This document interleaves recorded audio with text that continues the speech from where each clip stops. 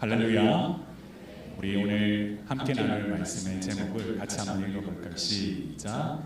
진정한 기쁨은 어디서 오는가? 진정한 기쁨은 어디서 오는가? 하는 제목으로 하나님의 말씀 나누도록 하겠습니다. 사랑하는 성도 여러분, 우리가 살면서 무엇인가에 매여 있다고 느낄 때가 분명히 있습니다. 개인적으로는 저는 어쨌든 지금 교회 개척이라고 하는 그 사명이 지금 묶여 있어서 무엇을 하든지 자고 일어나도 그 생각뿐이고, 어떻게 하면 시작은 했는데 이거 접을 수는 없는 일이고 제대로 한번 해봐야 될 텐데 어떻게 하면 주님께서 지혜를 주실까라는 생각으로 매여 있습니다. 또 한편으로는 여러분, 인생을 살면서 고민하는 사람은 없습니다. 가정 가운데 있는 문제, 자녀의 문제, 경제적인 문제, 무엇 하나 내 마음대로 되는 것이 없는 것이 인생이고, 그것들이 우리를 꽉 묶어서 사실 참 자유를 누리기보다는 늘 올가매어 있는 상황 때문에 참 답답하구나 아마 느끼신 적들이 분명히 있을 겁니다. 만약에 우리 중 여기서 누군가가 지금 자유하지 못하고 감옥 가운데 가야 될 상황입니다. 오늘 이 자리에서 예배드리면 곧 잡혀 들어가야 될 상황이라는 거죠. 그때 여러분들은 그 상황 가운데서 참 기쁨을 누리실 수 있는 분이 몇이나 있겠습니까? 구속이 된다고 하죠. 자유가 박탈당하는 상황입니다. 그 속에 매여 있다 보면 참 자유를 누릴 수 없고 거기서 기쁨을 누릴 수 없는 것이 사실은 정상입니다. 근데 오늘 우리 본문을 보면 늘 느끼지만 정상적이지 않은 사람의 그 편지를 보면서 도대체 이 사람은 무엇 때문에 자신은 매여 있음에도 불구하고 복음 전파의 진전에 이룬다라고 하는 그 사실을 말하면 기뻐한다 라고 이야기를 하더라고요. 도대체 그러면 여러분, 진정한 기쁨은 우리는 어디서 찾을 수 있을까? 늘 신앙생활 하시는 분들이라면 아는 답일 수도 있지만 정작 중요한 것은 아는 답을 찾는 것보다 더 중요한 것이 지금 내가 이것을 누리고 있느냐, 그리고 더 하나 누리고 있다면 나는 이것들을 통하여서 주변에도 선한 영향력을 나눠주고 있느냐라는 사실을 여러분 한번 생각해보는 시간이 되길 소망합니다. 그래서 여러분들과 함께 오늘 세 가지를 좀 정리하면서 말씀 나누기를 원하는데요. 과연 진정한 기쁨, 그 기쁨의 근원은 어디서부터 올까 했을 때 빌립보서 우리 말씀 통해서 찾는 귀한 시간 되기를 소망합니다. 그래서 먼저 첫 번째 우리가 함께 나눌 말씀 우리 한번 읽어볼까요? 시작. 기쁨은 고난이 복음을 위한 도구로 여겨질 때 찾아온다. 아멘. 여러분, 12절 말씀을 보면 바울이 형제들아 하면서 빌립보 성도들에게 부릅니다. 그리고 내가 당한 일이라고 얘기하죠. 나에게 일어난 일이라는 얘기입니다. 그런데 이 지금 당한 일, 갇혀있는 이 일, 복음 전파로 인하여 구속당한 이 일이 어떻게 되냐면 진전이었다라고 합니다. 헬라어로 이 부분의 용어를 보면 군사용어를 합니다. 그래서 어떻게 되냐면 장애물을 다 제거하면서도 나아갔다라고 하는 표현이 진전이라고 합니다. 그러면 길을 만들어가는 거거든요. 내가 당한 일 때문에 나는 지금 길을 열어가고 있다는 얘기입니다. 그래서 나의 매임이 복음이라는 것을 생각했을 때 이와 같은 진전이 이루어졌는데 13절에 보면 내 매임이 어떻게 나타나느냐고 되면 첫 번째는 그리스도 안에서, 두 번째는 모든 시대 안과, 그리고 세 번째는 그 밖의 모든 사람에게 어떻게 됐다고 되어 있습니까? 나타났다라고 되어 있습니다. 사랑하는 성도 여러분, 오늘 이 나타났다라는 얘기를 제가 좀 나누려고 하는데요. 명백하게 드러났다, 그리고 드러나게 되다. 뭐가 명백하게 드러나게 된 겁니까? 내가 그리스도를 위한 죄수라고 하는 사실이 명백하게 어디를 통하여서? 그리스도 안에서. 그리스도 안에서 내가 그리스도 안에서의 죄수라는 사실이 명백하게 드러난다는 것은 주님 안에서 내가 구원의 확신을 받았고 내가 그리스도로 말미암아 살아갈 수밖에 없다는 사실을 믿음을 얻게 됐다는 얘기입니다. 두 번째, 내가 신뢰함과 그 밖에 모든 사람에게도 이와 같은 일이 나타난다는 것은 내가 이 일로 말미암아 내가 구속당할 수밖에 없는 어려움을 당하고 있지만 그럼에도 불구하고 나는 이 일이 자연스럽게 나타나는 것을 주저하지 않고 그것이 또한 나의 무엇이냐면 정체성이라는 사실입니다. 여러분, 내 안에 그리스도인이라고 하는 정체성이 우리가 박혀있다면 사실 어떻게 되는 게 정상이냐면 그냥 드러나는 겁니다. 뭔가 애쓰지 않고 뭔가 내가 그거에 대해서 몸을 갖다가 움직이면서 하는 것도 중요하지만 실은 그냥 나타나는 겁니다. 내가 그리스도인이라면 나의 붙잡혀 있는 것조차도 누군가에는 드러나야 된다는 겁니다. 우리가 그리스도인으로 살아간다고 했을 때 가장 중요한 것은 그럼에도 불구하고 내가 누구인지 다른 사람들은 알아야 되는데 문제는 내가 그들에게 누구인지조차도 모른다고 하면 이 붙들림이 복음의 진전을 이룰 수가 없는 거죠. 바울은 이와 같이 고백합니다. 그러면서 나는 이와 같이 살았다. 나는 예수님을 만나는 그 순간부터 나의 눈이 달라졌고 내가 주님을 만난 이후로는 내 모든 일들의 초점은 다 이와 같이 그리스도를 향해 드러났다라는 겁니다. 그럼 물어봅시다. 여러분, 주변 사람들도 그러면 이 바울이 그리스도를 위한 죄수라는 사실을 자연스럽게 안다라는 얘기죠. 그리고 주님도 그리스도 안에서 나타난다고 고백했기 때문에 주님도 이 사람이 그리스도인이라는 사실을 인정하시는 겁니다. 그렇다면 여러분은 그와 같은 그리스도인이라는 사실이 스스로 자연스럽게 나타나면서 지금 살아가고 계십니까? 제가 어떤 청년과 얘기를 나눌 기회가 있었습니다. 가장 큰 고민이 뭐냐 질문했는데 방향을 모르겠다는 겁니다. 많은 사람들이 기본적으로 삶을 살면서 가장 요즘에는 관심이 많은 게 그냥 돈이 좀 많았으면 좋겠습니다. 왜냐하면 돈이 나에게 시간과 자유를 허락해 주니까. 또한 많은 사람들이 이렇게 얘기합니다. 나에게 좀 힘이 있었으면 좋겠습니다. 나만 그런 게 아니라 누군가에게도 영향력을 좀 미칠 수 있으면 좋겠습니다. 그리고 그 두 개 다 가지면 갑자기 더 뭔가 없나라고 돌아보면서 방황을 하게 되는데요. 실은 많은 사람들이 그걸 다 가지지 못하면 그것만 먹고 쫓아가다가 가졌음에도 불구하고 그것들을 누리고 나면 도대체 나는 뭐하고 살았나라고 고백하는 것이 사람들의 인터뷰 속에서 잘 볼 수 있는 부분입니다. 근데 이 형제도 동일한 겁니다. 사실 자기는 지금과 같은 이것들을 다 가지지 못했음에도 불구하고 어떻게 삶을 살아야 될지 모르겠다고 얘기하는 거예요. 그러면서 자연스럽게 그 형제가 제가 얘기를 하면서 교회로 한번 와보십시오. 그리고 예수님을 한번 만나보십시오.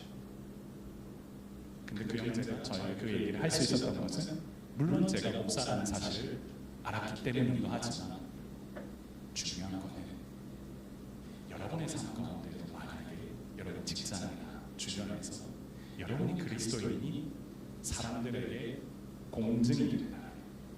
아마 이와 같은 질문들이 반대로 여러분들이 오게 될 것이고 그럼 그런 일들을 자연스럽게 나누고 전도할 수 있는 계기는 사실 자연스럽게 아마 오게 될 것 같아요. 내 삶 속에서 늘 그와 같은 일들이 영향력이 드러나지 않고 있다면 실은 어째 보면은 신뢰아니나 그 밖의 모든 사람들에게 여러분들이 아직까지 내가 그리스도인이라는 사실이 온전히 다 드러나고 있지 않다라고 볼 수 있지 않을까 저는 생각해 보게 됩니다. 재미있는 사실은 이 교회를 1층 공간의 마트 자리에다가 지금 무대를 하면서 들어왔더니 다들 자연스럽게 이 공간이 도대체 뭐지 하면서 지금 이 교회가 나타나고 있습니다. 저 앞에만 보고 갔더니 사실 뒤에 이 공간이 있는 줄 모르는 사람들이 생각보다 아직도 많더라고요. 앞에만 보고 있으니 그냥 카페 들어오나요? 도서관 들어오나요?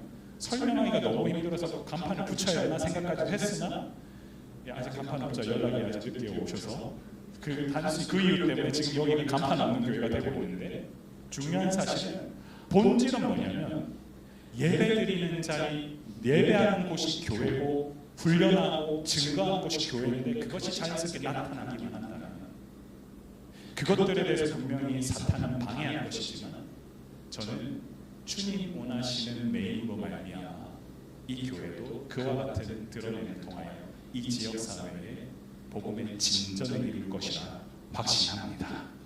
여러분의 삶에도 마찬가지입니다. 드러나야 됩니다. 그리고 나타나야 되고 그 일들을 어떻게 하면 해야 될지도 한번 고민해 봐야 됩니다. 그렇다면 두 번째로 바울도 뭘 얘기하고 있는지 한번 얘기해 볼까요? 같이 한번 읽어볼까요? 시작. 기쁨은 말씀이 진리라는 확신이 섰을 때 찾아옵니다. 14절에 보면 형제 중 다수가, 여기가 중요합니다. 많은 사람들이 아니죠. 나의 메인으로 말미암아 주 안에서 신뢰하고 겁없이 뭘 했다고 되어 있습니까? 하나님의 말씀을 더욱 담대히 전하게 되었다. 많은 사람들이 내가 붙잡힘으로 말미암아 이제는 뭐가 되냐면 겁이 없어졌어. 그리고 어떻게 됐냐고요? 주 안에서 신뢰함으로 말미암아 계속해서 무엇을 이뤘다고요? 담대히. 근데 여기서 뭐냐면 더욱 담대히라는 이 표현이 더욱 사실은 풍성하게 됐다라고 원어를 풀면 나올 수 있습니다. 한 사람도 아니요, 여러 사람이 사도 바울이 얘기하고자 하는 그 메시지, 그 붙들림, 그리고 그가 어떻게 죄인이 되었다라고 하는 그 사실 때문에 그의 삶이 드러나서 많은 사람들에게 뭘 주게 되었다? 영향을 주게 됐다라는 겁니다. 그 이유는 무엇이냐? 사도 바울이 전하고자 했던 것이 바로 말씀, 하나님의 말씀을 가지고 이와 같은 일을 겪었기 때문에 그들도 동일하게 저게 진리구나. 그러다 보니 자연스럽게 그들도 하나님의 말씀을 더욱 풍성하게 전하는 일에 동참하게 될 겁니다. 참 보면 이 얘기를 보면서 그런 마음이 듭니다. 도대체 그러면 주 안에서 신뢰함이라는 게 뭘까라고 생각해 보면요, 이 신뢰함만 구축하면 많은 사람들에게 뭘 줄 수 있냐면 영향을 끼칠 수 있다는 걸 우리가 알게 되는데요. 여러분, 어떨 때 신뢰감이 구축이 됩니까? 저하고 여러분들도 이제 계속 얼굴을 봐가면서 말씀을 나누고 기도하고 하다 보니까 이제 저 파워보이스 목사가 어떤지 조금씩 더 알아가시지 않습니까? 그렇죠? 저는 신뢰감이라는 게 뭐냐면 진실하고 솔직하고 그 사람 사는 가운데 믿을 수 있는 것들이 계속 확인이 될 때 계속 구축되어져 가는 것이다 라고 생각하고요. 인간관계에서는 사실은 드러날 때, 행동으로 보여질 때 저는 신뢰감이 생긴다고 생각합니다. 마찬가지로 주 안에서 신뢰감을 얻으려면 말씀이 진리라는 사실에 붙들림받아 하나님과의 관계가 계속해서 온전해지도록 내 삶을 계속 변화해 갈 때 예수 그리스도로 말미암아 삶의 변화를 이루고 이것들이 계속 드러날 때 자연스럽게 삶의 재생산, 예수 그리스도의 제자들이 늘어나는 일들로 나아간다는 겁니다. 나의 메인이 그걸로 아무 영향력이 없는 헛됨이 아니라 나의 메인으로 말미암아 다른 사람에게도 이 복음이 들어가 확실하게 더 풍성하게 전할 수 있는 그것들을 계속해서 나아가는 것이 바로 진리 안에 붙들려 있고, 이 진리만이 오직 우리에게 신뢰를 준다는 확신이 생길 때 우리는 누군가에게도 그와 같은 영향력을 주게 된다는 사실입니다. 예수님께서는 정말 감사하게 우리에게 어떨 때 이와 같은 믿음을 주시냐 했을 때 요한복음 15절, 너희가 내 안에 거하고 내 말이 너희 안에 거하면 무엇이든지 원하는 대로 구하라. 여기가 중요하죠. 너희가 뭐하라고요? 내 안에 거하고 내 말이 너희 안에 거하면 무엇이든지 원하는 대로 구하라. 그러면 뭐하냐면 이루리라. 여러분, 주님의 말씀 안에 거하는 인생, 그 말씀이신 예수 그리스도 안에 내가 살아가겠다라고 하면서 우리는 무엇인지 구하면은 주님 안에서 뭐가 신뢰감이 구축이 되어서 이것을 이루겠다라고 하셨는데, 이 사실을 믿고 나아가는 사람이라면 주변에 있는 사람들에게 자연스럽게 뭐가 드러나냐면 영향력이 드러날 수밖에 없다는 사실을 믿으시길 바랍니다. 여러분, 우리의 삶 가운데 목표 그리고 꿈, 참 기쁨은 어디로부터 오냐면 이와 같은 일들을 경험할 때 옵니다. 제가 예전에 한번 저희 딸의 질문을 받고 답을 줬던 영향력 얘기 한번 한 적이 있는데, 학교에서 숙제가 나왔습니다. 선생님께서 글쓰기 대회를 주최하시면서 주제가 뭐냐면 꿈이었습니다. 꿈에 대해서 저희 아이가 와서 저한테 질문해서, 아빠, 꿈에 대해서 뭐라고 얘기하면 좋을까? 뭐라고 글을 쓰면 좋을까? 그러면 저는 반대로 묻습니다. 다른 아이들은 뭐라고 쓸 것 같아? 보통은 뭐가 되고 싶다라고 많이 쓰지 않을까? 그래, 맞아. 뭐가 되고 싶고, 뭐가 되고 싶고, 뭐가 되고 싶은 게 꿈이라고 쓸 거야. 그것 똑같이 쓰면 뭐가 다르겠냐? 했더니 아니라고 대답을 하는 겁니다. 아빠 생각은 무엇이 되는 게 중요한 게 아니고 어떤 존재가 되느냐가 너의 꿈이 되었으면 좋겠어. 그랬더니 얘가 하고는 가서는 자기 마음대로 글을 써서 갔습니다. 여러분, 이렇게 나오면 뭔가 입상도 해야 되고 뭐 완벽한 결과가 나와야 박수를 치는 것 같지만 3등이라고 합니다. 근데 제가 봤을 때 그건 별로 중요하지 않아서 어떤 영향력을 끼치게 되냐면, 이 아이가 방학식 날 오는 날 선생님들이 한 2분 정도 제가 알기로는 편지나 이렇게 엽서를 써줬는데, 그 첫 마디에 뭐라고 썼냐면, 얘는 꿈을 뭐라고 썼냐면 선한 영향력을 끼치고 싶은 사람이라고 썼거든요. 그랬더니 선생님들이 다 같이 선한 영향력을 끼치고 싶어하는 누나 하면서 블라블라블라 썼답니다. 근데 한 사람은 그렇게 얘기하는 게 아니라 교무실 들어갔더니 선생님들이 계속 이 아이의 수식어를 선한 영향력을 끼치고 싶은 블라블라블라. 무슨 얘기를 하고 싶은 거냐면요, 사도 바울은 자기가 뭔가 지금 얘기하는 메시지나 그것들을 더 자연스럽게 지금처럼 할 수 없는 상황에 붙들려 있습니다.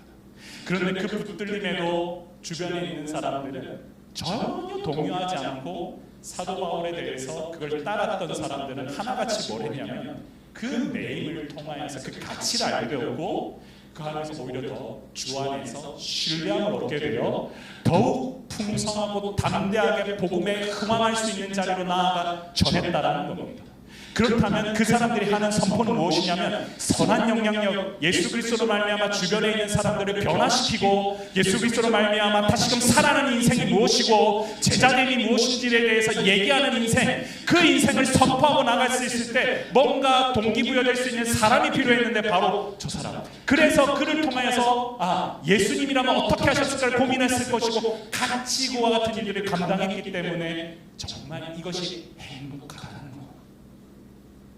여러분, 돈이나 명예, 부가 여러분들 좀 있어보면 좋겠다라는 생각이 들지 모르겠지만 진정한 기쁨은 그곳에 없습니다. 이러면 가끔 목사님 그래도 좀 있었으면 좋겠습니다. 네, 저도 가끔은 그런 생각이 들 수 있으나 거기에는 없습니다. 그곳에는 참 기쁨이 없습니다. 진짜 기쁨은 바로 우리가 예수님 안에 거하고 예수님 말씀 안에 우리가 있을 때 무엇이든지 구하는 대로 기도하며 나아갔을 때 이루시는 주님을 만날 때 온다라는 사실을 기억하시길 바랍니다. 그래서 주 안에서 신뢰하고 겁없이 담대히 하나님의 말씀을 풍성하는 원동력이 되고, 기쁨은 말씀이 진리라는 믿음으로 굳건할 때 찾아온다는 사실. 참 기쁨은 말씀이 진리이기 때문에 그곳에 우리가 포커스를 맞출 때 험한 것을 쫓아다녔던 인생을 정리하고 진리안에 거할 때 놀라운 기쁨을 얻게 된다는 사실을 기억하시길 바랍니다. 자, 그렇다면 세 번째 말씀을 좀 마무리하면서 세 번째 얘기를 하면 같이 한번 읽어볼까요? 시작. 기쁨은 그리스도만이 전파될 때 찾아난다. 여러분 15절부터 17절 한번 보겠습니다. 그런데 이와 같은 전파되는 상황 속에서 어떤 일이 벌어지냐면 어떤 이들은 잘 보십시오. 투기와 분쟁, 어떤 이들은 착한 뜻으로 그리스도를 전파했답니다.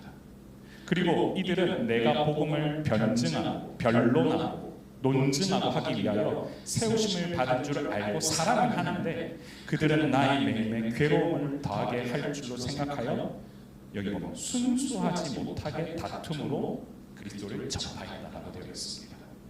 여러분 순수하지 못하게 그리스도를 전파했다 이 얘기를 조금 풀어보면 이런 겁니다. 바울이 갇힌 거에 대해서 조롱하는 사람도 분명히 있었다는 얘기고 자신 옳음을 더 증명하면서 이게 옳다고 얘기하는 사람도 있었다는 얘기고 그리고 이기적인 동기나 자신을 위한 거 자신의 명분에 좀 더 초점을 맞췄던 사람도 있었다라는 겁니다. 그런 사람들이 없었다라는 게 아닙니다. 복음을 증거하다 보면 매여있는 상황 속에서 다 어떻게 보면 같은 공동체요 같은 동력자이긴 하지만 생각을 조금 다르게 하시는 분들이 생길 수 있다라는 겁니다. 그런데 그럼에도 불구하고 지금 바울이 얘기하고 있는 핵심은 뭐냐면 그러면 무엇이냐? 거칠어로 하냐? 참으로 하냐? 무슨 방도라든 전파되는 것은 무엇이다? 그리스도다. 내 마음에 상처와 그와 같은 일들이 있을 때 가슴속에 상처가 남을 수도 있고 어떠한 말을 들었을 때 제 마음속에도 어려움이 들 수도 있지만 조금만 뒤로 물러나서 생각해보면 그럼에도 불구하고 전파되는 건 무엇이라면 그리스도로 내가 뭐 하겠다? 나는 기뻐하고 또한 기뻐하겠다. 기쁨 위에 기쁨을 더하겠다. 나는 행복하겠다. 예수 그리스도로 말미암아 뭐 하겠다? 충분하다는 사실을 인정합니다. 그래서 우리가 기억해야 될 것은 여러분 예수님으로 충분하십니까? 많은 찬양 외국곡 가운데 제일 많은 게 뭐냐면 God is good all the time, God is enough all the time, Jesus Christ is enough. 그거 충분합니다. 근데 왜 충분해야 될 우리 인생 가운데 계속 우리는 다른데 격가지를 두고 살아가게 되느냐? 사실 이 문제가 해결되지 않으면 우리는 기쁨을 누릴 수 없게 된다는 사실입니다. 우리의 삶을 돌아보면요, 우리의 인생도 마찬가지입니다. 그리스도만으로 충분한가? 그리스도만으로 우리가 살아갈 수 있는가? 그리스도만으로 우리의 삶이 바뀌는 것에 변화되는 것에 대해서 우리는 만족하는가? 그런데 주님, 나는 이것도 필요하고요. 난 이것도 부족하고요. 난 이것도 지금 더 있어야 됩니다. 근데 그때마다 저 안에 몰려오는 기쁨이 아니라 계속해서 부족하다고 생각하다 나니까 제 안에 결핍이 생깁니다. 예수님으로 말미암아 충분하다고 생각하면서 나아갔던 교회 개척 가운데에는 기쁨과 행복으로 충만했습니다. 그런데 뭘 하다 보니 부족한 게 보입니다. 이것도 채워주셨으면 좋겠고 이것도 늘어났으면 좋겠고 이와 같은 역할을 할 수 있는 사람도 있었으면 좋겠고 뭔가 완벽하게 됐으면 좋겠고 할 때마다 뭐가 오냐면 제 마음속에 결핍이 오고 어려움이 생기고 내가 이러려고 한 건 아닌데 라는 후회가 와서 주님 앞에 무릎으로 나갈 수밖에 없게 되더라고요. 결국 예수님만으로 충분하십니까? 라는 질문 앞에 주님 여전히 목사지만 지금 아닌가 봅니다 라는 생각이 들 때마다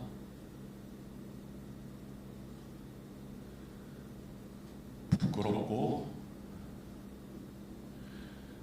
어떻게 나아가야 되냐는 저에게도 갈등과 고민이 있습니다. 여기 계신 성도 여러분, 정말로 예수님만으로 충분하십니까? 그렇다면 주님을 더욱더 사랑하십시오.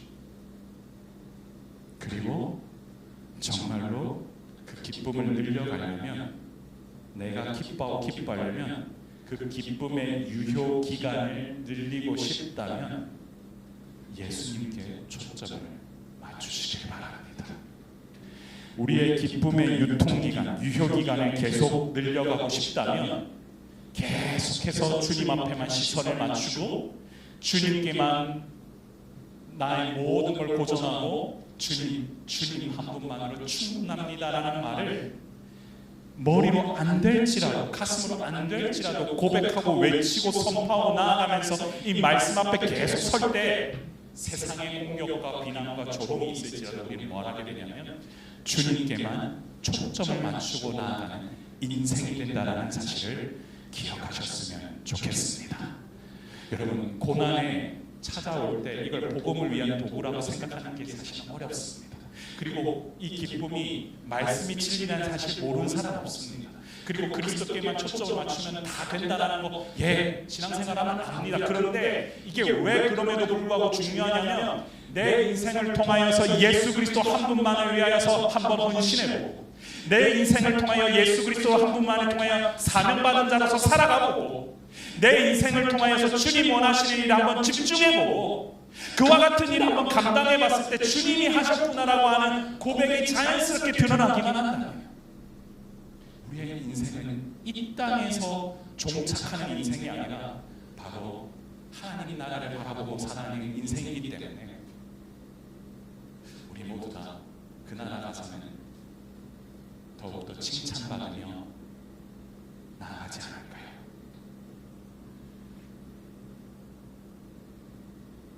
사랑하는 성도 여러분,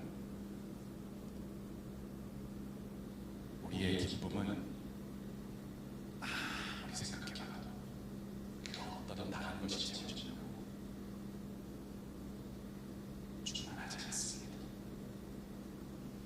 여러분의 초점을 예수님께 맞추시고 그 예수님께만 시선을 맞추며 나아갈 때 우리의 자녀들이, 우리의 아이들이, 나의 동역자들이 더욱더 이 교회 공동체 안에서 자라나고, 그리고 그와 같은 사람들이 늘어나고, 그리하여 예수님의 제자들이 많이 제대로 역할을 감당할 때 교회가 교회되고 진정한 기쁨을 누린다는 사실을 기억하시길 바랍니다. 말씀을 정리하고자 합니다. 우리 같이 마지막으로 같이 한번 읽어볼까요? 시작. 진정한 기쁨은 그리스도로부터 시작됩니다. 여러분들과 함께 말씀을 나누면서 한 전도사님 얘기를 좀 해드리려고 합니다. 여러분 혹시 손연준 전도사님 얘기 한번 들어보셨습니까? 다행입니다. 아시는 분들이 또 모른 척 해주십시오. 제가 이 전도사님 얘기를 좀 해드리겠습니다. 이분 얘기를 하려면 제임스 노블 맥켄지라고 하시는 분이 좀 해야 됩니다. 그분은요, 바누아투라고 하는 섬에서 사역을 하시다가 아내가 먼저 세상을 소천하게 되는 일을 겪게 됩니다. 큰 상심이 왔죠. 호주 선교사인데 그와 같은 곳에서 또한 사역을 하다가 어려움을 겪다 보니까 참 마음에 어려움이 있었을 건데, 그때 호주 장로교가 어떤 일을 겪게 되냐면 이 조선 땅으로 사역을 들어와서 계속해서 사역을 좀 해야 되는 그 부산 감만동이라는 지점에 그 나병 환자가 많은 촌에 병원을 하나 세웁니다. 그 이름이 뭐냐면 상해원입니다. 상해원. 그곳에서 뭘 일하냐면 한센병 환자, 나병 환자들을 치유하고 돌보는 일을 합니다. 정성껏 정말 마음을 다해서 했습니다. 근데 그 모습을 보면서 이 제임스 노블 맥켄지 성교사 밑에서 사역했던 사람이 손연준 전도사라는 사람이 있었습니다. 성경을 보니까 어떻게 저런 일을 하지? 다 씻겨주고 닦아주고 마음해주고 그 어려움 속에서 그 하나님 보면서 이분은 그 젊은 날 사실은 동경에서 어쩌면 그 어려운 일제 시기에 유학하면서 공부를 했던 분인데, 그 공부했던 지식들 다 보다 더 중요한 게 뭐냐면 사랑으로 기르고 집중하는 일에 감당해야겠다. 그래서 이분이 나도 저런 일을 해야겠다라고 하면서 어떤 일을 감당하게 돼요. 여러분 잘 아시고 여수에 뭐가 있습니까? 애양원이라고 있습니다. 근데 그곳에 가서 나는 또한 섬기고 사역해야겠다 하면서 이름을 개명을 하게 됩니다. 손양원. 그래서 그 손양원 목사님이 섬겼던 우리 여수의 양원을 가면은 정말로 어떻게 이와 같은 섬김을 할 수 있을까라는 것을 우리가 느끼게 되는데요. 여러분 아시겠지만 그분이 공산당에서 자신의 두 자녀를 잃고 그 공산당 자신이 죽인 자녀를 자신의 아들로 삼고 사랑의 원자탄이라고 하면서 사랑을 베풀 수 있었던 이유가 무엇인 것 같습니까? 그거는 그분이 그리스도로 말미암아 충분했기 때문에, 예수님만으로 충분했기 때문에 그 일을 감당하며 나아갈 수 있었다라는 사실, 그 외에 설명이 안 됩니다.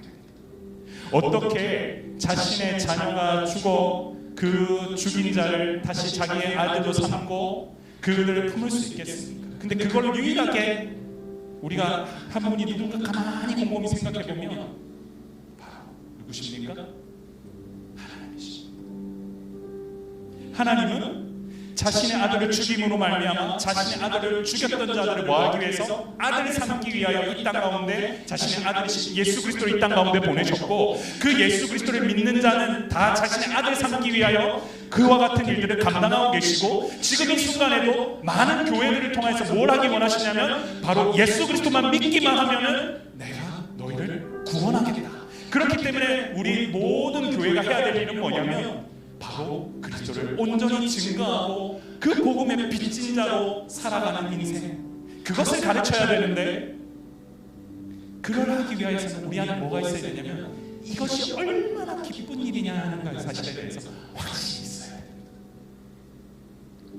여러분, 교회 개척을 한다 그러면 첫 번째 반응이 뭐냐면 대단하다라고 합니다. 그 제가 질문을 합니다. 목회자로서 교회 개척을 합니다. 근데 사실은 교회 개척도 모델이 많습니다. 사실은 팀을 이루어서 하는 교체도 있고, 그리고 성도가 먼저 하는 교회 개척도 있습니다. 그리고 또 나아가 교회가 교회를 개척하는 모델도 있습니다. 근데 한국 교회는 주로 뭐가 많냐면 여러 가지 방식이 있지만 요즘은 교회가 분립해서 하는 개척들이 많아졌고, 실은 목회자가 나와서 하는 개척들은 피치 못할 상황이 잘 요즘 일어나지 않고 있습니다. 근데 가만 생각해 보십시오. 사실 이건 대단한 일이 아니라 해야 될 일입니다. 제가 왜 뭐 때문에 그러냐면요, 제가 정말 많은 교회를 제가 섬겼던 기관 때문에 많이 돌아보고 느낀 게 하나가 뭐냐면, 너무 시대가 빨리 바뀌는데 그 시대마다 하나님께서는 그에 맞는 교회를 원하고 계시고 그 역할을 감당할 수 있는, 저는 손연준 전도사님을 기다리고 계신다는 생각을 저한테 하게 하셨습니다. 저는 사실 비할 바는 전혀 못 됩니다. 그런데 여러분 보십시오. 여러분도 마찬가지입니다. 여러분도 그분 얘기 들으면 그 남 얘기입니다. 그냥 위인전 얘기입니다. 근데 아닙니다. 왜냐고요? 그거는 그리스도인으로서 우리가 함께 살아가야 될 모습이요, 그와 같은 모습을 통해서 주님이 뭘 하기 원하시냐면 선한 영향력이 드러나길 원하고 여러분 삶 가운데 참 기쁨이 오길 원하는데, 그저 그걸 믿음으로 시대에 맞게 감당하기 위해서 이와 같은 모델을 사는 것뿐이지 이게 정답도 아니요, 앞으로는 또 다른 사람들이 그 일을 해야 되고 또 다른 후배 목회자들이 그걸 감당해야 되고 저는 나아가야 되는데, 그것이 그냥 어렵다, 그 쉽지 않다는 이유로 우리가 사명 갖다 계속 뭐냐면 쉽고 어렵고로만 판단하는 겁니다. 여러분, 사명은 감당하는 거지 쉽고 어렵고로 판단하는 문제가 아니죠. 왜냐고요? 그냥 내 인생 가운데 예수님은 충분합니다. 예수님은 족합니다. 그렇게 되면은 다 그냥 격가지들이라고 생각을 하게 됐고, 지금도 사실 잘 안 됩니다. 잘해서 하는 게 아니더라고요. 그냥 그렇게 가야 되니까 했습니다. 여기 계신 성도 여러분은 뭔가 좋은 공간에 만들고 할지 그거는 목회자로서 지금 제가 하고 있지만 함께 해주셨으면 하는 바람은 뭐냐면 기도해 주시고, 그리고 여러분 삶 가운데 제발 영향력이 드러나 아직도 그리스도를 모르는 자들에게 복음이 들려질 수 있도록 그 자리를 마련해 주시고, 가능하시다면 같이 뛰어도 주시고, 저는 저의 역할을 할 테니 그와 같은 역할을 할 수 있는 사람들이 함께 일어나 이 사랑의 샘물교회가 진짜 시대에 맞는 일을 감당하는 그런 교회가 될 수 있도록 기도해 주시고 동력해 주십시오. 그렇다면 그걸로 족합니다. 오늘 말씀의 핵심은 간단합니다. 복음이 과연 내 고난이 복음을 위한 도구가 되고 있는가? 그렇다면 내 마음에도 기쁨이 넘치겠죠. 내가 말씀이 진리라는 사실을 확신하면서 믿음으로 나아가고 있는가? 그걸 기쁨으로 생각하는가? 그러면 자연스럽게 재생산이 또한 일어나겠죠. 내가 좀 일을 당하고 어려움이 있고 마음에 상처되는 일이 있다 할지라도 진짜 그리스도로 말미암아 충분한 것, 그리스도만으로 충분한 것. 그렇다면 주님은 오늘 이렇게 말씀하실 겁니다. 같이 우리 기도 제목 읽어볼까요? 우리 안에 있는 마음을 담아 주님 주신 마음이라 생각하고 같이 우리 기도 제목 읽기 원합니다. 주여, 진정한 기쁨을 누리도록 내 안에 남아있는 고난도 복음 전파를 위한 도구가 될 수 있게 인도하여 주옵소서. 아멘. 주여, 복음 전파를 위한 담대함을 찾게 하사 어떤 상황 속에서도 복음 전파의 사명을 온전히 감당해 참 기쁨을 누리는 주님의 자녀가 되게 하옵소서. 아멘. 주여, 오직 우리의 인생 가운데 그리스도만을 전파하게 하사 믿음 안에서 이 길을 온전히 걸어가는 사랑의 샘물교회 성도들이 되게 하옵소서. 아멘. 사랑하는 성도 여러분, 주신 말씀 가지고 주님, 나도 주님의 기쁨 되기를 원합니다.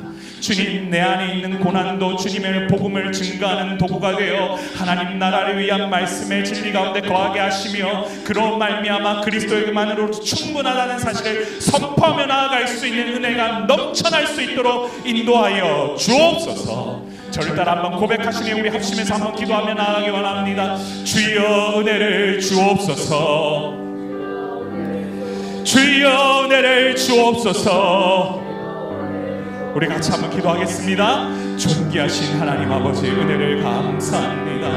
하나님, 오늘 이 자리가 주님 원하시는 차고 넘치시는 기쁨의 자리가 되게 하여 주사 마음 다해 하나님만을 선포하며 나아가는 시간이 되게 하여 주시고, 바라기는 주께서 부으시는 은혜가 이 공간 가운데 차고 넘칠 수 있도록 인도하여 주사 아버지여, 복음으로 인하여 변화되고 복음에 초점을 맞추고 복음으로 말미암아 변화되며 나아가는 아버지의 시작이 되는 시간이 되게 하여 주셔서 이 시대에 아버지는 방황하고 주님을 아직도 모르는 자들에게 하나님의 말씀만이 온전히 들려지기를 원하고 하나님의 말씀으로만 증거하며 나아가기 원하는 귀한 교회가 아버지 하나님, 아버지 이 공간간에 세워질 수 있도록 주님 도와주시고, 바라기는 아버지 우리의 마음과 뜻과 정성을 다하여 하나님 나라를 바라보며 나아가는 은혜의 시간이 되게 하여 주사 하나님, 무엇보다 우리의 삶이 선한 영향력으로 드러나고 아버지 하나님 복음으로 말미암아 기쁨 넘치는 시간이 될 수 있도록 주여 도우시고 인도하여 주옵소서.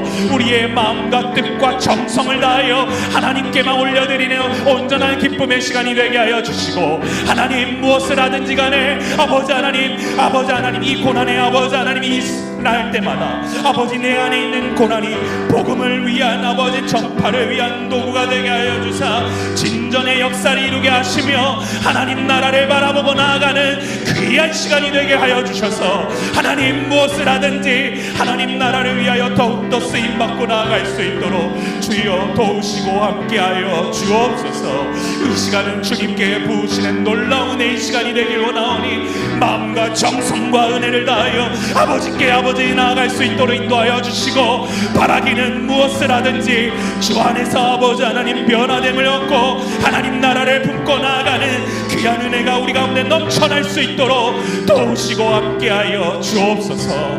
하나님 그리스도만으로 충분할 수 있도록 나의 시선을 주님께만 묶고 나아갈 수 있도록 주님 인도하여 주시고, 하나님 무엇을 하든지 그리스도만으로 충분하다, 그리스도만으로도 아버지 나는 만족한다, 그리스도만으로도 아버지 하나님 무엇을 하든지 이것으로 기쁨이 있다라는 사실을 고백하며 나아갈 때 하나님 주시는 놀라운 은혜가 우리 가운데 넘쳐날 수 있도록 인도하여 주시고, 이 교회에 모여있는 모든 성도들 가운데 이와 같은 참 기쁨의 역사를 허락하여 주셔서 무엇을 하든지 주님만을 붙고 나아가는 은혜가 넘쳐날 수 있도록 인도하여 주옵소서. 바라기는 우리의 마음과 정성이 모두 주님께만 초점을 맞추며 나아갈 수 있도록 도우시고 하나님 역사하여 주셔서 아버지 함께 모여 기도하는 가운데에 놀라운 은혜가 넘쳐날 수 있도록 인도하여 주옵소서.